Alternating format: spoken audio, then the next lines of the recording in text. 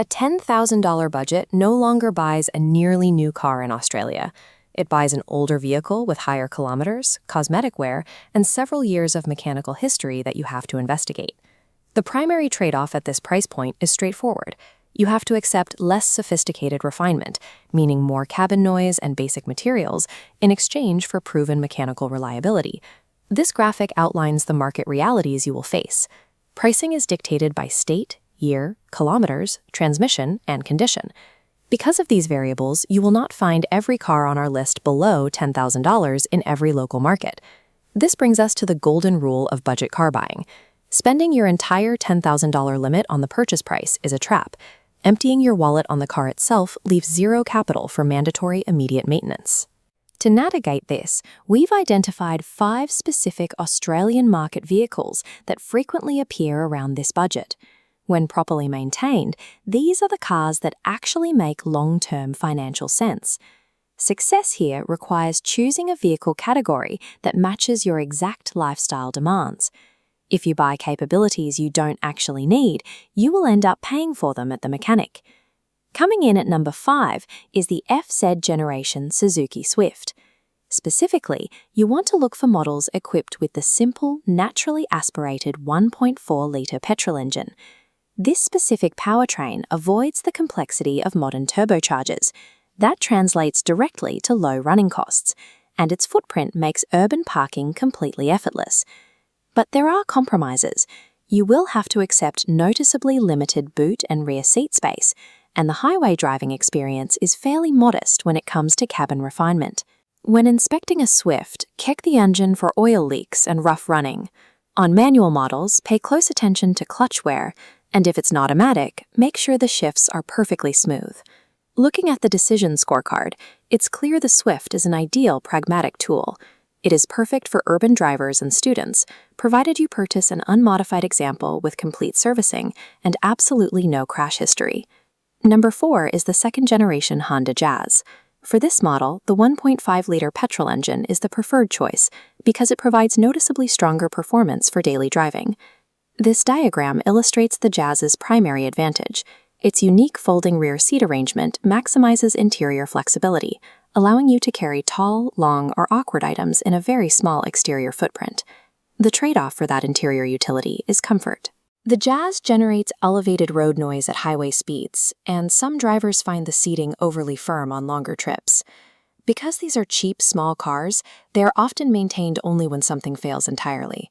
You need to inspect carefully for engine mount vibration, wheel bearing wear, and neglected fluid servicing.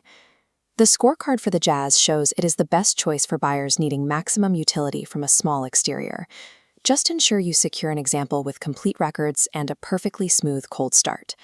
At number 3, we have the Mitsubishi Lancer CJ with the naturally aspirated 2.0-liter petrol engine. Thanks to a very long production run, this car enjoys broad part support and is familiar to nearly every workshop in Australia. If you opt for the automatic, you have to understand the specific risks of its CVT transmission. It is not maintenance-free, and it requires strictly correct fluid servicing to survive. During your test drive, actively watch for CVT warning signs. Be on alert for shuddering, delayed engagement, a whining noise, or the engine revving up without the car actually accelerating to match. You also need to avoid poorly modified vehicles. Steer clear of Lancers fitted with oversized wheels, lowered suspension, or cheap exhausts trying to imitate an Evolution model. The Lancer scorecard highlights affordable simplicity. It is an excellent choice for buyers wanting a conventional sedan, but only if you find a standard example with documented CVT servicing or a carefully maintained manual. Number 2 shifts us into a different category entirely. The Toyota Aurion XV40, powered by a 3.5-liter naturally aspirated V6, is a large car that has depreciated straight into our budget. This quadrant chart maps the primary trade-off. While a small car like the Swift sits low in both costs and space, the Aurion gives you massive, large car space and effortless performance, but you must accept significantly higher fuel consumption and tire costs. When inspecting that V6, check the condition of the cooling system, look closely around the water pump area, inspect the engine mounts, and on older models, verify the condition of the engine oil lines. Walk away from any Aurion showing evidence of harsh fleet use, poorly repaired collisions, or a heavily neglected interior. Checking the scorecard, the Aurion provides exceptional value for families and highway drivers, provided you can absorb those higher consumable costs and track down a privately maintained example. Taking the top spot is the second-generation Mazda 3 BL. It stands as one of Australia's strongest affordable used car choices because it strikes a rare balance between day-to-day reliability and actual driving quality. The powertrain you want is the 2.0-liter naturally aspirated petrol engine, paired with either a manual or a conventional automatic transmission. The diesel variant should be strictly excluded from your search. The primary difficulty in buying one is market saturation. Because this model was extremely popular, many examples have changed hands multiple times, making a genuinely well-maintained car hard to find.